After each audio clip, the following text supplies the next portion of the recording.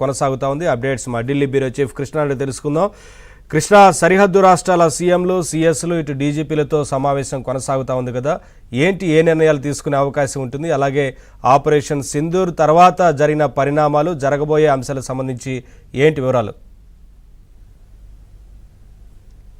నవీన్, ఇటు పాకిస్తాన్ సరిహద్దుల్లో ఉన్నటువంటి రాష్ట్రాలతో పాటు ఇటు బంగ్లాదేశ్ సరిహద్దుల్లో ఉన్నటువంటి రాష్ట్రాలతో కూడా ఆ రాష్ట్రాలకు సంబంధించినటువంటి ముఖ్యమంత్రులు, అధికారులు, గవర్నర్లతో కూడా కేంద్ర హోంశాఖ మంత్రి అమిత్ షా సమావేశమయ్యారు. ఈ సమావేశం ఇప్పుడే నార్త్ బ్లాక్ లో సమావేశం ప్రారంభమైంది.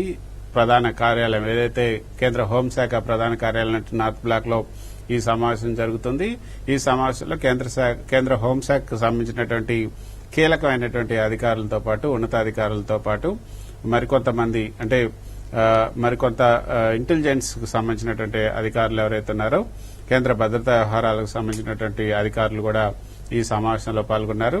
అయితే ఈ సమావేశంలో పాకిస్తాన్ కి సరిహద్దుగా ఉన్నటువంటి రాష్ట్రాలు ఏవైతే ఉన్నాయో జమ్మూ కాశ్మీర్, అదేవిధంగా ఉత్తరప్రదేశ్, పంజాబ్, రాజస్థాన్, గుజరాత్, ఉత్తరాఖండ్ ఈ రాష్ట్రాలతో పాటు ఇటు బంగ్లాదేశ్ సరిహద్దుల్లో ఉన్నటువంటి పశ్చిమ బెంగాల్, సిక్కిం, బీహార్ ఈ రాష్ట్రాలతో కూడా ఆ రాష్ట్రాలకు సంబంధించినటువంటి సీఎస్లు, అదేవిధంగా గవర్నర్లు, ముఖ్యమంత్రులు, ఇతర అధికారులు వీళ్ళందరూ కూడా పాల్గొన్నారు.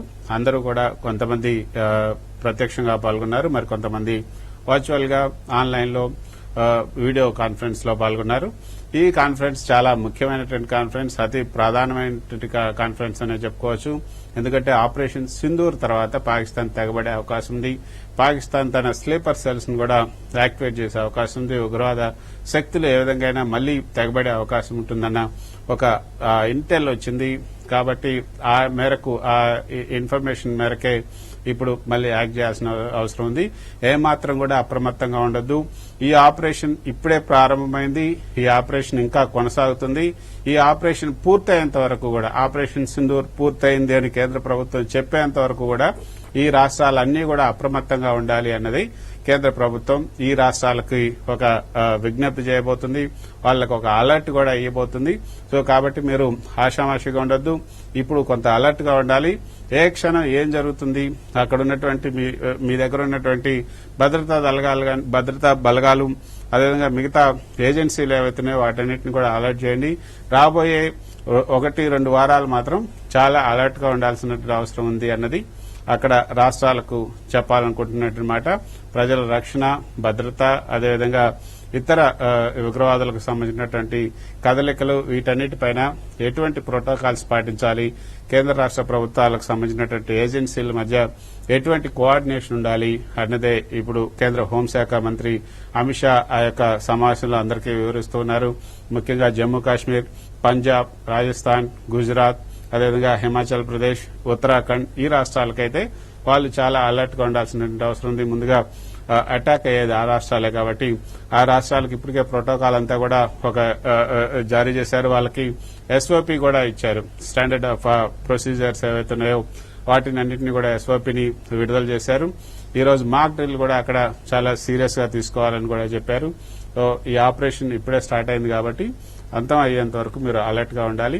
తర్వాత మీకు ఎప్పుడైనా ఏదైనా ఇన్ఫర్మేషన్ కావాల్సిన నేరుగా సంబంధిత అధికారులు గాని, తర్వాత అదనపు బలగాలు కావాలన్నా రాష్ట్రాల్లో ఏదైనా కదలికలు ఉన్నాయి, లేకపోతే ఏదైనా అవాంఛనీయ సంఘటనలు జరిగే అవకాశాలున్నాయి ఒక అనుమానం కనుక కలిగితే వెంటనే కేంద్రాన్ని కూడా అలర్ట్ చేయమని కూడా ఇప్పుడు చెప్పబోతున్నాయి.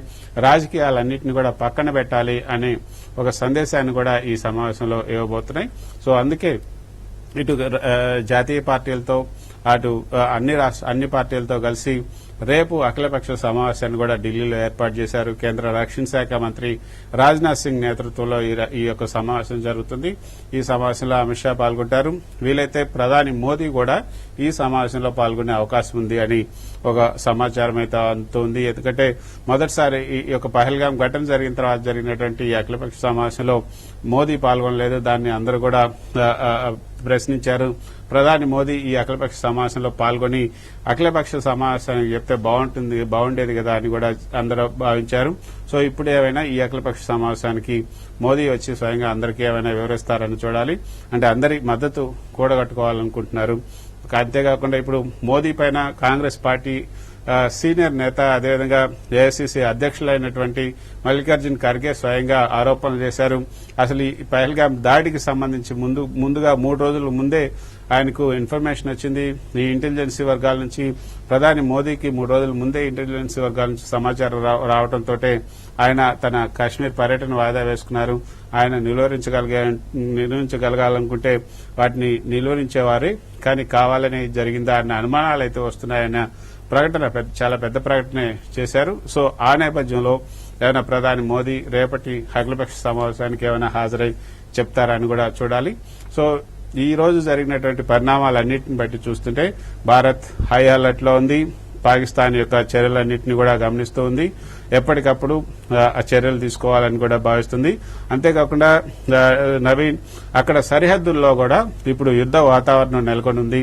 ఉదయం నుంచి కూడా ఆపరేషన్ సింధూర్ తర్వాత పాకిస్తాన్ అయితే ఒక విధంగా యుద్ధానికి దిగింది. ఆ ఎదురు కాల్పులకు జరుపుతూ ఉంది. సో సుమారు ఆ సరిహద్దు ప్రాంతాల్లో ఉన్నటువంటి గ్రామాల్లో సుమారు 10 నుంచి 25 మంది ప్రాణాలు కూడా పోయాయని కూడా వార్తలు వస్తున్నాయి. 25 మందికి పైగా సుమారు 30-40 మందికి పైగా గాయపడ్డారన్న వార్తలు కూడా వస్తున్నాయి. సో ఆ నేపథ్యంలోనే ఇప్పుడు అందరూ కూడా సంఘీభావాన్ని ప్రకటించాల్సిన అవసరం ఉంది. ఇప్పుడు ఖచ్చితంగా ఈ యుద్దం కొనసాగుతుంది. ఈ యుద్దం పాకిస్తాన్ పై కాదు, పాకిస్తాన్ ఆర్మీపై కాదు, లేకపోతే అక్కడ ఉన్నటువంటి ప్రజలపై కాదు, అక్కడ ఉన్నటువంటి ముష్కరులు, ఉగ్రవాదులు, తీవ్రవాదులు ఎవరైతే ఉన్నారో వాళ్లతోనే, వాళ్ళని పెంచి పోషించే ఉగ్రవాద సంస్థలతోనే అన్నది చాలా క్లియర్ కట్ గా భారత ప్రభుత్వం ఒక సందేశాన్ని పంపుతుంది. ఆ మేరకు ఈ యొక్క ఉగ్ర పోరులో అందరూ సహకరించాలని కూడా ప్రపంచ దేశాలను భారత్ కోరుతూ ఉంది. అందరూ కూడా సహకరిస్తున్నారు. చైనా మాత్రమే ఈ రోజు జరిగిన దాడుల తర్వాత అన్ని ప్రపంచ దేశాలకు సంబంధించినటువంటి నేతలు ఇచ్చినటువంటి రియాక్షన్స్ బట్టి చూస్తుంటే ఉగ్రవాదంలో పోరుకు భారత్ కు అండగా ఉంటామని అందరూ కూడా చెప్తూ వచ్చారు. కానీ చైనా మాత్రమే ఇది విచారకరం, ఈ దాడులు జరగటం అన్నది చైనా నుంచి వచ్చినటువంటి రియాక్షన్. వాటిని కూడా